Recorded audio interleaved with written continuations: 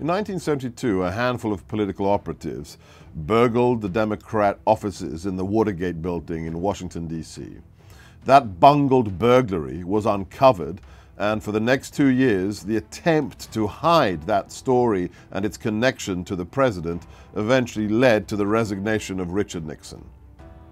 Today, in Washington again, we have a new scandal to do with surveillance and illegal operations.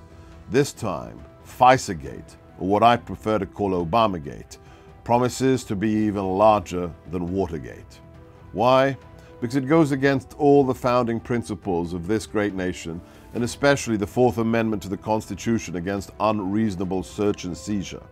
What do we know already from declassified documents from the Senate and the House of Representatives? That the FBI knowingly used a political opposition research file paid for by the Democrat Party and Hillary Clinton to illegally obtain a surveillance warrant against at least one member of the Trump campaign.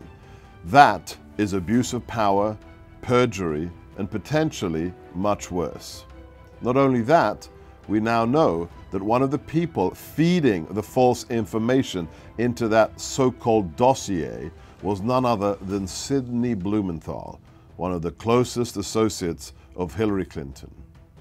But now, thanks to very, very serious and extensive research done by Lee Smith and his latest article for the Tablet, we find that there's actually a name at the highest levels of the United States government that is now embroiled in this scandal, and that's none other than John Brennan, the President Obama's former director of the CIA. In a very, very well-documented timeline, it seems that John Brennan has got confused as to how the accusations and the investigation of so-called Russian collusion by the Trump campaign actually began. And what Lee Smith has done is demonstrate that it looks as if the director of the CIA was the person who initiated or told the FBI to investigate these fallacious claims of Russian collusion.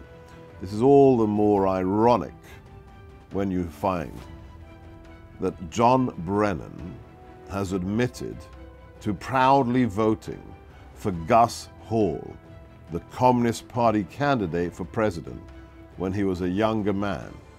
So we have an individual who was a communist who then became a director of the CIA under Obama.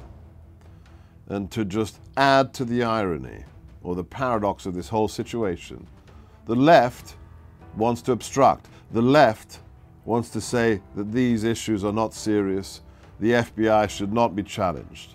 This, after more than 40 years of the left and the Democrats being the first to say, let it all out, unclassify everything, from the original Watergate through to the Pentagon Papers, through even to Bradley Manning, who released tens of thousands of documents to WikiLeaks. Are crimes only crimes when Republicans commit them? And is it okay to fabricate accusations and get illegal search warrants and surveillance warrants? No, not in the United States of America. Stay tuned as we find out more about who is behind FISA-gate and Obamagate and just how high the scandal really goes. Thanks for watching. If you want to see the rest of my videos, please subscribe to the Rebel Media YouTube channel, and don't forget to follow me on Twitter at Seb Gorka. That's SEBGORKA.